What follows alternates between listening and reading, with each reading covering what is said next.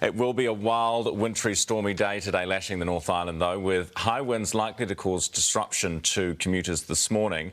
For the latest on the situation, Lewis Ferris from Met Service. Good morning, Lewis. How's she looking? Anna. Oh, it's pretty blustery and plenty of wet weather around the country as well. I just done a quick look at the stats, and there has been about 120 km/h gusts around Northland, a little bit lighter around Auckland at this stage, but it does look like it is on the way up.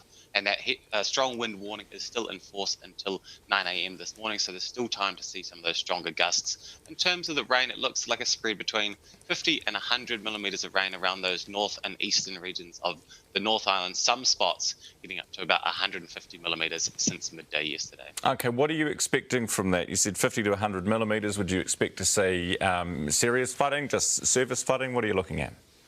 Well, at this point, we've had a couple of these rain events over the last week, so the ground is going to be relatively saturated. Some of those places did see up at around 20 millimetres of rainfall in an hour.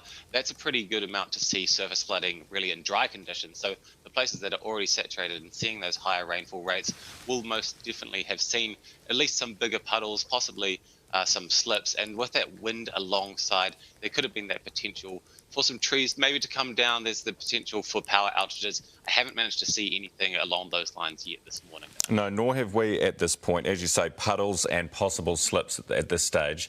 We'll have to wait and see, check in with Civil Defence, etc., for some more updates this morning. Lewis, what are you... So this is Auckland, Northland. What about for the rest of the country today?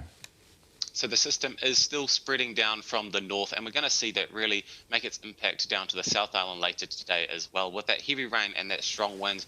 And one of the real risk areas is actually the northern part of the west coast of the South Island, getting some incredibly strong easterly winds. And we're talking about gusts of around 130 to 140 km/h, which is something we don't see very often in that region. So there is a risk of some impacts around that part of the country. It's a real tricky one to try and nail down.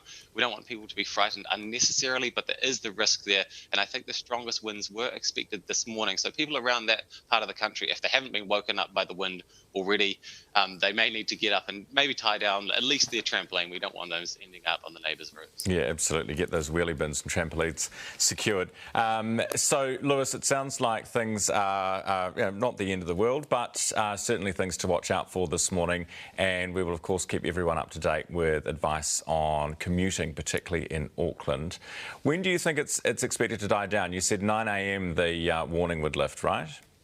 Yep, absolutely. And it looks like some of that heavier rain is still yet to make its way across Auckland. And all of that will continue to make its way down the country. And I'd said yesterday that the system is fast moving but packs a punch. And that still looks to hold pretty true, that we're going to see the most of the impacts today. But as we move into Wednesday, it looks like at least around the majority of the country, the weather will settle down. But it's not really looking picture perfect anywhere yet for the rest of this first week of the school holidays. Yeah, does that mean we're going to be inside for the rest of the school holidays?